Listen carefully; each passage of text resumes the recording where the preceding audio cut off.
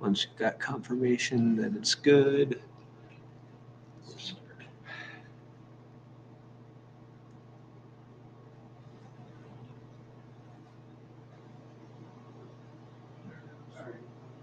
All right, can you hear me through the stream okay?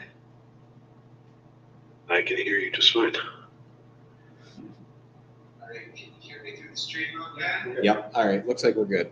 So, all right, well, good evening, everyone, and welcome to another Southfield MISEC Tech Talk. We'd like to thank Southfield Town Square Food and Spirits for hosting.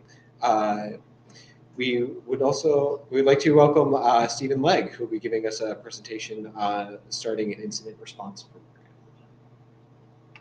Hey there, everybody. Sorry that I'm not there in person. I am under the weather for the millionth time this year. Thanks for travel and having young kids at school. So my apologies, but hopefully I don't need to interrupt too much to drink water or cough. So my apologies if I do. Today's talk will be on building your first incident response program. Hi, my name is Stephen Legg. I'm a proud dad and husband. I'm into a bunch of stuff, and I'm also the CEO and co-founder of Antigen Security, which is the latest place that I have dealt with many incidents, and that deep experience is kind of what I'm speaking to in this talk today. So, and this talk really is meant for folks that are having these conversations for the first time in their organization, who maybe don't have an incident response team or plan, and who haven't really gone down this road as of yet. So as we think about incident response and the importance of incident response programs, the thing that I guess I cannot overstate enough is that as a liability issue, the business issue presented, or the business issues presented by cyber risks, right, as a business issue, really falls to executives or executive leadership at most organizations in terms of who is responsible for ultimately the outcomes of those cyber risk management strategies, like incident response, or I should say of which incident response is an element. But really, all of these reasons are why I highly, highly, highly recommend, if you're just getting into this topic for the first time as an organization, make sure that you have at least one executive sponsor who is a executive level decision maker within the company. The reason for that is that without that kind of support and that level of involvement from those folks, it can often undercut the outcomes and results that you're able to generate with incident response activities, and especially with things like tabletop exercises or any ways that traditionally these types of motions are practiced, by folks like that. Engaging with the executive team or members of the executive team, individual members, depending on your circumstances, really can be something that could be very daunting. And so a couple recommendations that I would make would be to start with something like even if it's a self-assessment against something like the NIST CSF or the CIS controls, perform that assessment. Make sure that whoever your executive sponsor is that you think is appropriate or should be involved is aware of that, and then share the results with those executives. And even better, if you go through one of those exercises, do a kind of a simple risk evaluation of your systems internally, and just try to identify, even a couple of risks that are out there, logical ones for just about any organization, are things like ransomware, business email compromise, and others. And a great way to step through that, if you haven't done a tabletop exercise, you may want to have an outside party do that, or somebody that within the company that has done that before. But the reason that I call this out here, and when we're talking about engaging with executive stakeholders and getting buy-in, that tabletop exercise is an excellent way for them to see and experience rather than be told what cyber risk means to their organization. Because when you start asking questions like, okay, if we assume all of our security controls, whatever they are, failed, and the bad guy got in, or the criminal got in and stole data, brought down systems, whatever the case may be, and you ask them things like, who do we need to contact? What contractual obligations do we have to contact folks about this? Do we have an understanding of the regulations and privacy laws that apply to us, and who we must notify from that perspective? Do we have, legal counsel with expertise on these matters, and that is aligned with our cyber insurance or other liability crime policies? These are all valid business questions that arise in these circumstances, and oftentimes going through a tabletop, especially one for like a full-scale ransomware compromise or something equally devastating, can really be eye-opening for people, especially that believe that incident response and cyber risk in general is not a real risk or threat, and it can also often be very eye-opening if done in the right way. So key takeaways there: make sure you have stakeholders, a stakeholder or multiple stakeholders if possible. Make sure you engage with them. Use tools like risk assessments or other things to open the door and provide some context as to what your cyber risks really are and what they look like and where your gaps are as an organization. And then ideally complete that process by doing, even if it's internally led, a tabletop exercise, testing against those kind of nightmare scenarios, and assume that things go bad, would be my recommendation, because that's when you get to a lot of the really important questions in a tabletop. We'll talk more about tabletops a little bit later in the session. So assuming that you have executive buy-in and support, and you're going down this road with the blessing of at least one decision maker in the executive team, what you need to do next, or one of the things you should do next, is identify who else is on that internal team. Ultimately, there's going to be a number of roles, and I'm going to go through these a little bit at a time and kind of talk through what's involved for each of these folks. So your incident manager, or kind of the head of your incident response program, might be a security person, it might be a risk person, it might be a compliance or finance person. It really depends on your organization and what's appropriate. But at the end of the day, the incident manager is going to be the one responsible for making any kind of tactical decisions on any of the day-to-day dealings with incidents. So someone gets a malware infection, limited to one machine, the incident manager would need to be aware of it, but it may get resolved through your help desk or through other processes in the company. But that incident manager is ultimately the person that knows all of those parties and knows who to tag in for what type of incident and how to escalate. And that's primarily what they're responsible for, is coordinating between all the parties, making those tactical decisions, and then escalating to appropriate parties when necessary. Speaking of escalation, the executive team can play many roles in an incident, and I don't want to understate or oversimplify that. But early in the process, before they're comfortable and familiar with cyber risk and with incident management themselves, and they've gone down that road before, essentially the executive team is going to be the escalation point for any business issues arising out of those incidents. So that executive team, or whoever is going to represent the interests of the executive team, depending on how the plan is structured and how the team is structured, is going to be the party that's going to chime in on things like, in a case where there is no way to recover, and for the record, I never recommend paying ransom if you ever are ransomed by a criminal. We definitely don't want to incentivize them to continue doing it.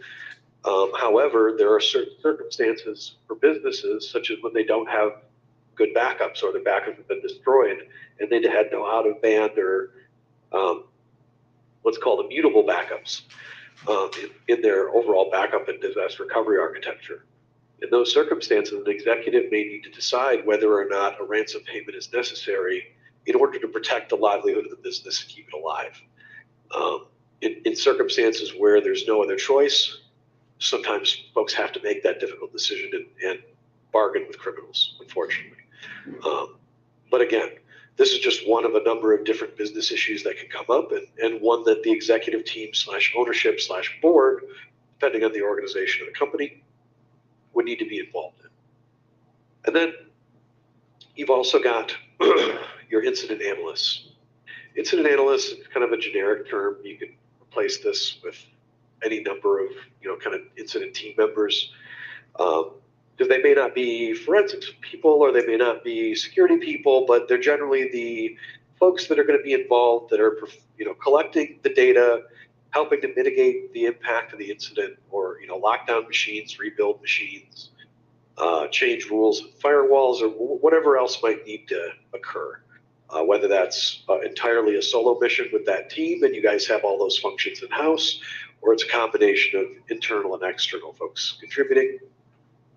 Those incident analysts make up the bulk of the doers that are a part of your incident management program.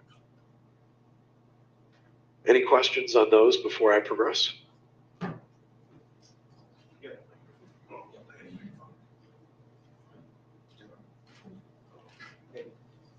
Speak into the mic here. So the one thing I see that I would say is maybe missing is like a communications team. Yeah, there's coordination, but specific, sometimes the people coordinating are, the people doing the analysis, they're busy with, in the immediate incident. Often there needs to be someone who's focused, especially if it's outward facing. You want communications, you want a specific role for that. Just in my observation, someone to. Well, almost like this slide here. Oh, yeah. All right, got one more. My question was, how do you practice tabletop exercises? I'm going into a red team internship for the summer, and one of the things that I've been thinking about implementing a lot was tabletop exercises, since I'm not sure that the company that I'm going into is doing them.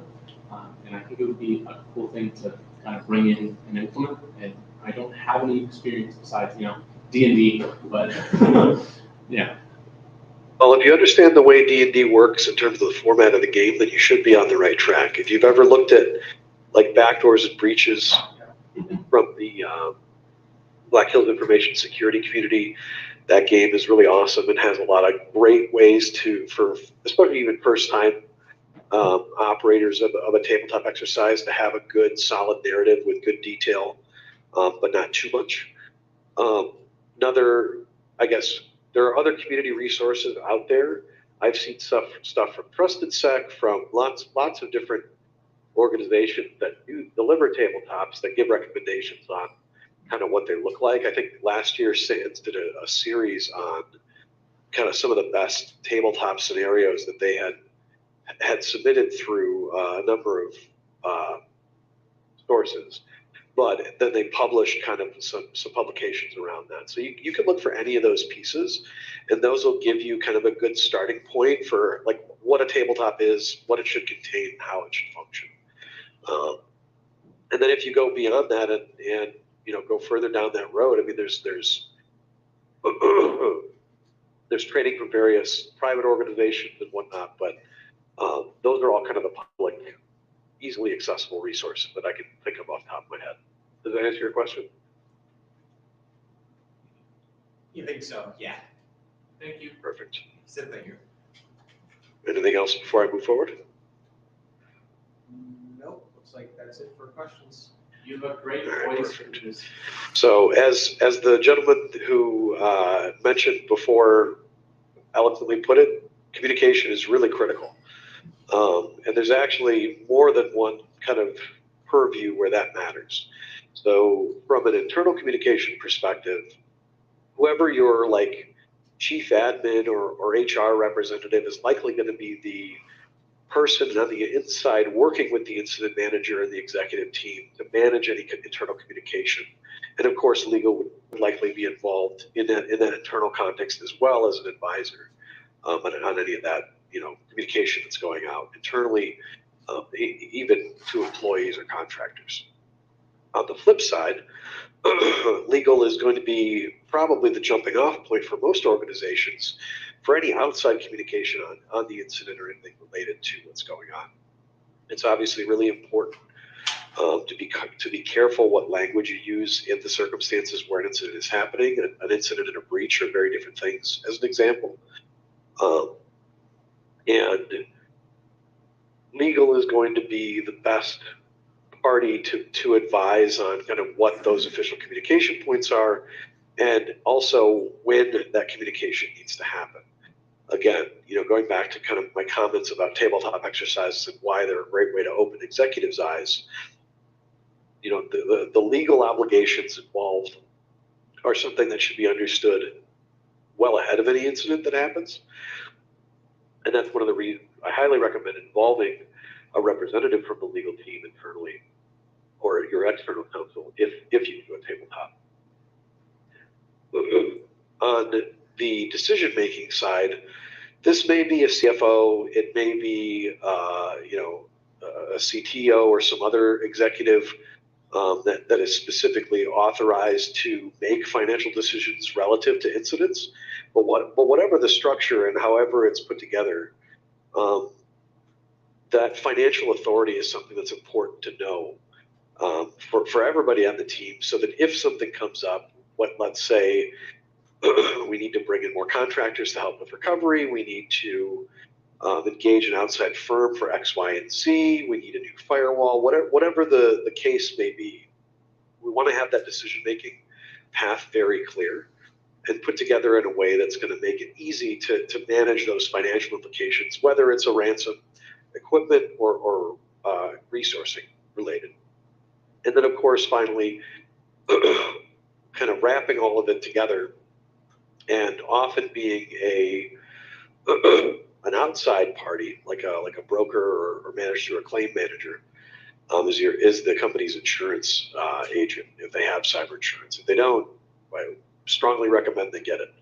But if they do, then they're going to have specific folks they need to contact. They should know, the organization should know who those folks are well ahead of anything going on, and make sure that they're able to not only speak to them and get the ball rolling, but have some understanding of the process, what they can expect, and what the claims manager is going to be asking them for as they go down that road.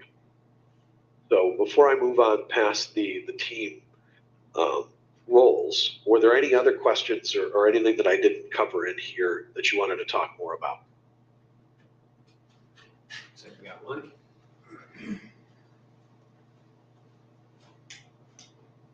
In regards to the financial authority portion, what are your thoughts on deciding whether something is impactful to your business, for SEC reporting? So that would be something that your legal team would need to be aware of.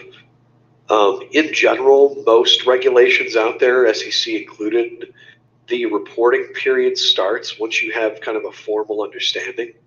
That clock doesn't typically start until you have that formal understanding, which means that somebody with some expertise has helped review and validated that, yes, indeed, an intrusion did happen. Yes, indeed, there is an incident occurring, and yes, indeed, there's a need for response. That could be an internal person, that could be an external person. It just depends on the nature of the organization. But that's about as generic as an answer as I can get without getting into the legal or advice side of it that I'm not fit to provide expert opinion on, because I'm not a lawyer. However, having seen it a lot, like I said, that clock often starts, once you have that validated understanding or proof that, something has occurred and an understanding of what material impact that had on the organization or its data. Does that answer your question? Generically, yes. Okay. Okay, what about having somebody that can, or is predefined on making the decision on whether to turn things off or whether it's okay to turn things back on.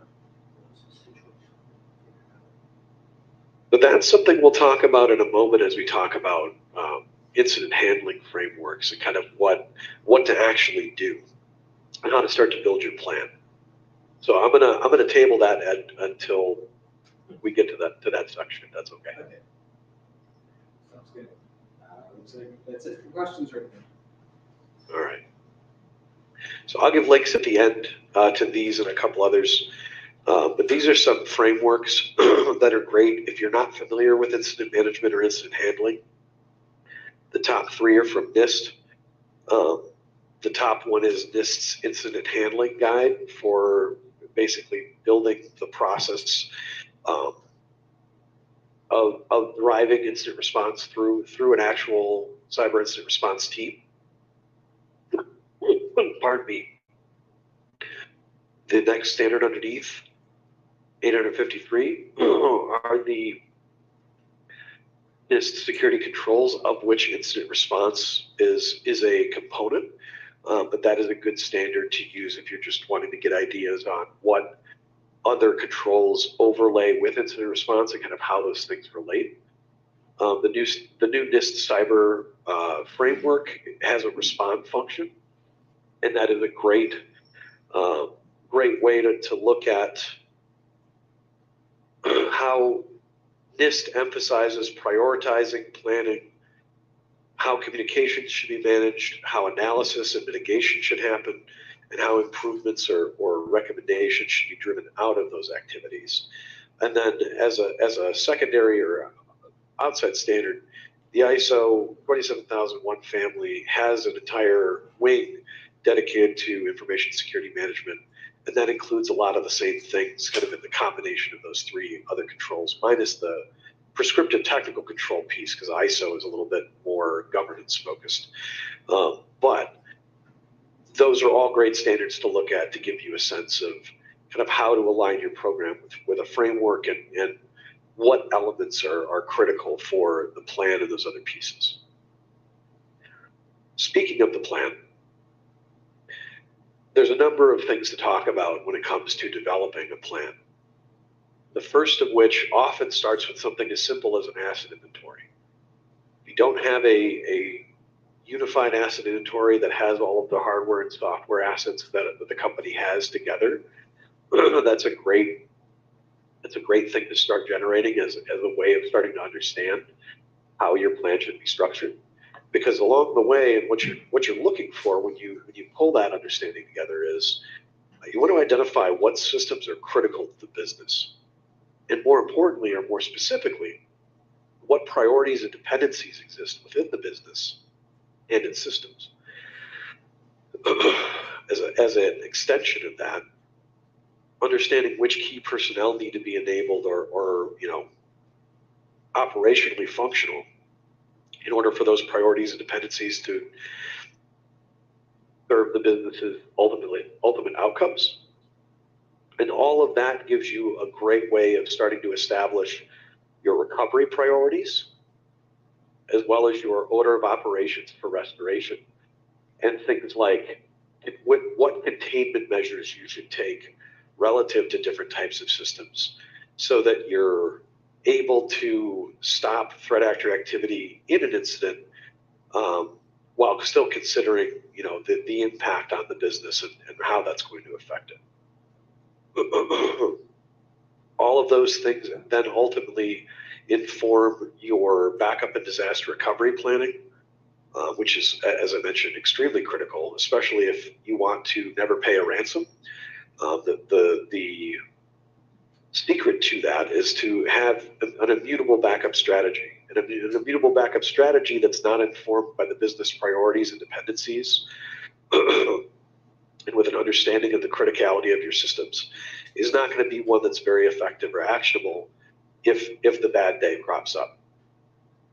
And so taking all of that understanding and applying it also to your business continuity planning. So, okay, we know in a ransomware scenario, we have to lock down everything until we know what is dirty and what's not. And in those circumstances, how is the business going to continue to operate? The fine question, right? That business continuity piece is really important in terms of mitigating the operational downtime that an incident proposes, because there's always going to be a need for preserving evidence, maintaining systems online, or not online, powered on, but not online, contain and isolate, right? And that business continuity conversation, whether it's in combination with your backup and disaster recovery plans or completely separate and having kind of out-of-band systems you can use to operate, understanding what it's going to take to keep the business running is a critical thing that the executive team should know, and that you as the practitioner pushing for the security of the organization should know, because you need to be able to understand ultimately how best to secure the business while supporting its growth and operation. And then, of course, once you have all of those things understood pretty well, you have your recovery priorities, your order of operations, you understand that the business systems involved and everything else that I described, then you can use that to drive all of it into a definitive incident response plan, which minimally would be communication plan, escalation plan, some kind of structure for identifying types of incidents and the types of responses necessary for different types. Physical theft, obviously, of a laptop is going to require a different response from a ransomware scenario, for example. Yeah, go ahead. How would you classify the immutable backup strategies? You said, I feel as though, well, it's my being experience, but I feel like a lot of what we see from ransomware attacks are whatever backup strategy times 6 was demolished from the ransomware group. So that's a great question. An immutable backup strategy is a backup strategy that involves at least 3 sources, and one of those sources is logically and physically out of band and inaccessible from the locations where the other 2 layers are taken. So what that means in practice is that you've got some way of syncing or shipping backup data off to a cold or hot site that's completely separate, not tied to any of those systems in any way, and can be used to spin that data back up, once the window of time where the threat actor is understood and we know which backups are safe to use. Does that answer your question? So to use a media example, did you ever watch Mr. Robot? I've seen it before. I haven't seen the whole series, but I've seen episodes, yes. Yeah, so in the beginning of the show, remember how they had to pull off the hack of all the credit stuff before the company shipped out the actual drives containing the backup logs that were completely airbound? Yep. Kind of similar to that? In a Similar, very yes. comical sense? Yeah, that's kind of an exaggerated Yeah. scenario, but yes, it's very much that, right? Like the idea is that if a criminal gets in and destroys the backup systems that are all local, that you still have that immutable outside copy that can't be disrupted or destroyed, and can be used to then rapidly restore or recover those systems in those circumstances where everything else is wiped out. So yes, in a roundabout way, or I guess an exaggerated way, that is very much in line kind of with that story from Mr. Robot. To add to that, correct me if I'm wrong, but I think there are some backup solutions out there that have immutable backups, even if you get access to the machine. There are some like cloud services and other things. Like the Amazons and Azures and Google Clouds of the world all have ways of implementing them that create an immutable strategy for backup and disaster recovery. And oftentimes companies will utilize multiple cloud solutions like that to achieve that, depending on what their availability and other kind of recovery objectives are. Does that answer your question, Ed? Yeah. One thing I see in this is that note that this is for, most of this would apply if you had a flood in a facility, not necessarily a security issue. However, if the security team starts being involved in the backups disaster recovery, business communication involved, if they're the ones chirping, be aware that they may end up owning it. And that's not necessarily the thing you want if you want to keep focused on security. You know, you end up owning all these business critical processes that don't necessarily have to do with security. You know, you need to do this regardless. So. Sure, but I think that's more something individually to manage on a case-by-case basis, depending on the nature of your internal organization. In most cases, I would say the incident response team needs to at least have awareness of what those backup and disaster recovery plans are. And they shouldn't necessarily own them, but they should be the ones pushing for, I guess, QA in those plans. Because at the end of the day, if they're looking to the IT teams and saying, you know, if I say go on and recover, or, you know, we give you this backup data, we know what's safe to back up, do you know how to get the systems back online and make them work? And if the answer is no, or they're not sure, that's still a problem. So I agree with you that security shouldn't own those functions, and there should be separation in those duties typically.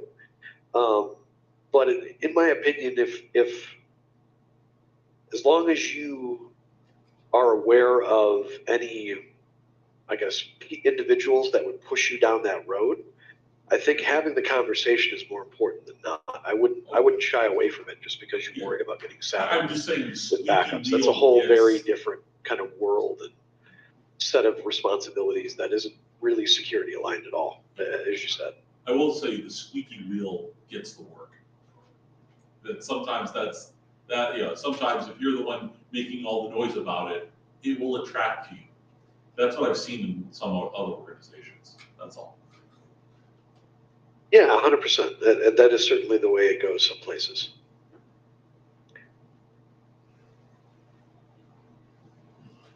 I think we have that covered. Thank you. Awesome. So boiling all of that down into a comprehensive plan is really critical. As I mentioned, you know, elements of that should definitely exist are that communication plan, you know, the roles and responsibilities we just talked about, and identifying that internal team. How you're going to classify or identify incidents is important. How you're going to explain the severity or create common language for the severity of incidents is important. And as well as things like, you know, as I mentioned, the difference between responding to a physical security incident or a flood, which is a great example, or, you know, a full-scale ransomware event, or data extortion, intellectual property theft. Like, these are all kind of different circumstances that require a different approach. And so you want your plan to be reflective of whatever the things are that are most specifically the highest risk to the business first. And then once you've mastered and have good contingencies and planning built around those scenarios, then, you know, with subsequent work in the future, building out contingencies and planning for those less likely situations, but not first, not before. You really want to start with the critical stuff. So I mentioned this at the beginning, and I've talked about it kind of throughout all of this. I highly recommend doing tabletops with at least the technology teams every quarter. I think if you're on a red team, you should probably also be doing threat modeling on a regular basis.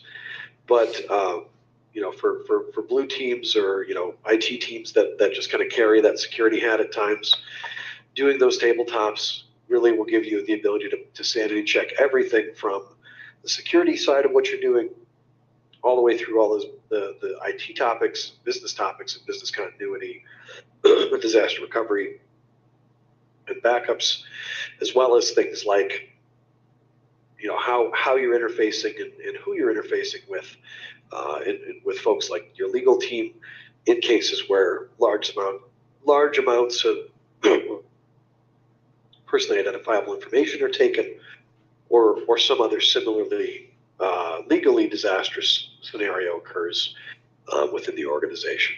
And my recommendation for what those tests look like throughout the year, really, I like to, for each quarter, I like to schedule 2 exercises, and I'd always like a smaller scale exercise and then a larger scale exercise. You don't necessarily have to do a nightmare scenario every quarter. I think that's a little excessive and can be a little fear-mongery. But doing it once a year and making sure that that is a part of your regular testing, whether that's ransomware or whatever your business's nightmare scenario might be, is really important because, again, sanity checking all the work that's been done and making sure that it's still up to date and applicable to everything in the business is really critical in terms of reducing the impact of actual incidents when they come to pass. Pretty much any study that you look at out there that looks at the data behind incidents is going to tell you that that mean time to detect and mean time to contain really are 2 of the biggest indicators of how bad financial impact or losses will be in any given situation. Whether that's actual financial theft or operational downtime or whatever the metric is on the finance side, it's all worse if you're slow and you're not prepared. So being prepared is just a factor of practice and preparation, and starting with easier tabletops, like tabletopping an individual machine getting malware or some kind of malvertisement or some other everyday kind of threat scenario that can happen that any IT team has seen or dealt with. And then mixing that with something, maybe that affects, or not mixing it, but including in parallel to it for that quarter, a test looking at like the outage of a single site or a single system. What if our data center floods? I love the flood example. What if there's an electrical storm and the grid is out for 2 weeks? What does that do to us, understanding that this is where our assets are and this is the impact that'll have? And then, of course, making sure that at least once a year you're doing a large scale or kind of nightmare scenario. I think is really, really important. Again, because that's gonna be the biggest test of the business. Do we know what we need to do? Do we know what we need to contact? Do we know what our contractual obligations are, depending on our industry, for reporting those things or remediating them? In some cases, there are now third-party contracts with suppliers or other third parties that folks work with that directly drive a lot of this stuff, and some of them are even mandating controls that they have to have in place and prove that they have in place. So those are all good things to consider when thinking about the scenarios and kind of how you want to lay this out through the year. But then what's really important is, regardless of how big the scenario is or how extensive, and by the way, your tabletop shouldn't be more than like a 2 or 3 hour exercise unless you're doing something incredibly large scale and involving a lot of folks from the company. Even those iterative or kind of smaller scenarios, you still want to go through your incident response process the way you would just like you were following the plan. If you look at that NIST standard, regardless of what you call it, there's going to be kind of an initiation period. There's going to be your triage, or what you do immediately to stop the bleeding.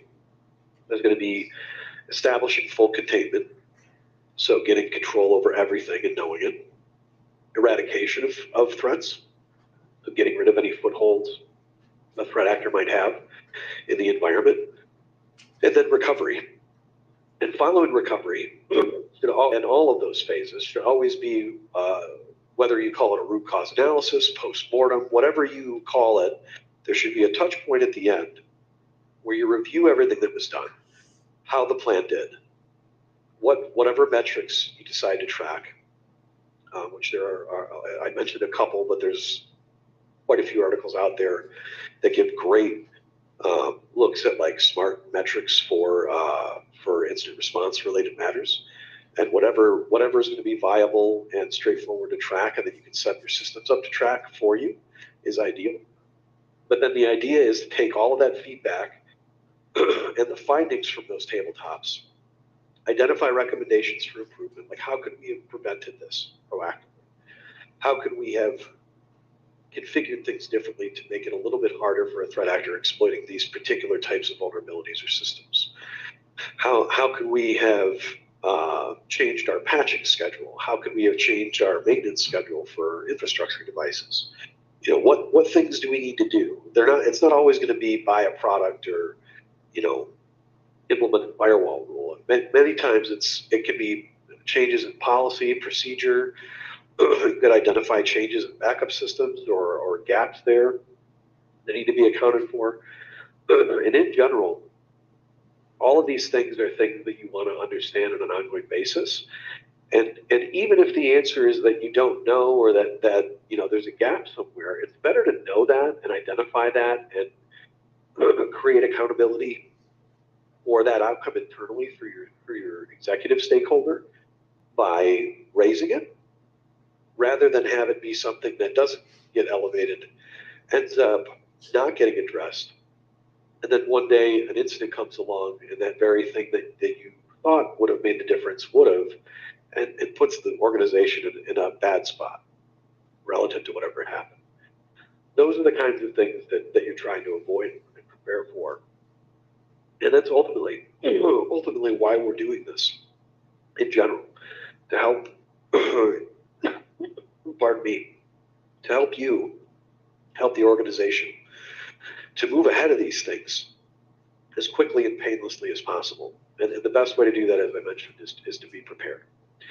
And before I wrap up, I'll ask if there are any other questions, anything that we didn't talk about. Ed, if there was any part of your question that I did not cover in the sections that I just went through, I'm happy to talk about any of those pieces. I'll open the floor now for any other questions or comments. So a lot of my background knowledge as a student is from competitions, things like CCDC, ISCS, those live red v blue competitions. The blue team has a set infrastructure, and the red team usually has pre-baked a bit of it, but their whole point is to disrupt your services, whereas the blue team's point is to keep those services on. Is there a place for, not necessarily in a competition sense, but for, I guess, live fire exercises like that within this testing? That could be, so there's a number of ways to skin that cat, and different providers or third parties will use different terms for it. But a lot of times, organizations will engage third parties to do things like ransomware red team exercises or purple team exercises. In parallel to testing some of the other plans and components that we talked about are often critical. And so while those things aren't necessarily like a CTF, those parameters and having like live red teamers, even if they're not breaking machines or actually rendering things down, but even simulating all of that based on your actual architecture, that again can often give a lot of really good live context that would otherwise be missing to those tabletop exercises or any of the prep that you would do ahead of a live incident. Does that answer your question? Yes, thank you. Yeah, so for context, going into my internship, I'm trying to think of ideas like that where I can kind of bring my own background knowledge to that. I guess. So that was one of my ideas. That's awesome. Yeah, no, I think adding red team exercises or even just using threat models to better inform how tabletops are executed and handled is a great value add to that process. And really all it takes to do that is, I mean, there's some good frameworks. Tim DeBlock talks about a lot about the need for threat modeling and understanding threat scenarios. There's content out there from him if you want to Google him. But I think you're on the right track, and I think that if you focus on stepping through some of this stuff, maybe with members of the community in just a more generic way that's not specific to an organization, but just going through a tabletop, that might be a valuable way get your feet wet with it before you're in front of people presenting it or suggesting it as an idea. Thank you. Very welcome. Any other questions? Looks like that's it. Awesome. Well, guys, I really appreciate you having me out to talk. I did want to leave these references in case you wanted to look at any of these frameworks. So here are the links. Feel free to grab a screenshot, whatever.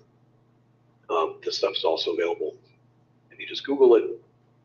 But great starting point if you haven't thought through these things or built plans like this before. So once again, thank you very much, everybody, for having me, and hope everybody has a great rest of your night. Thank you.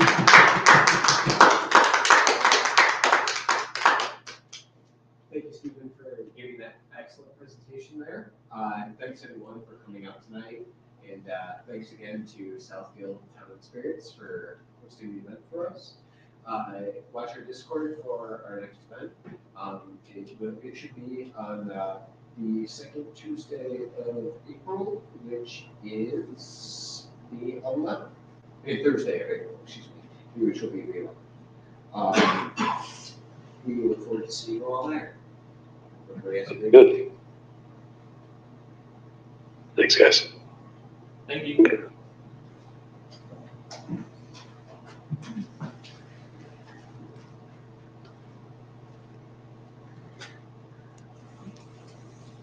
Okay, that's fine. Yeah, my mouse's on the wrong screen. It's okay. There you go. So we're doing a tabletop in 20 minutes. Everybody go.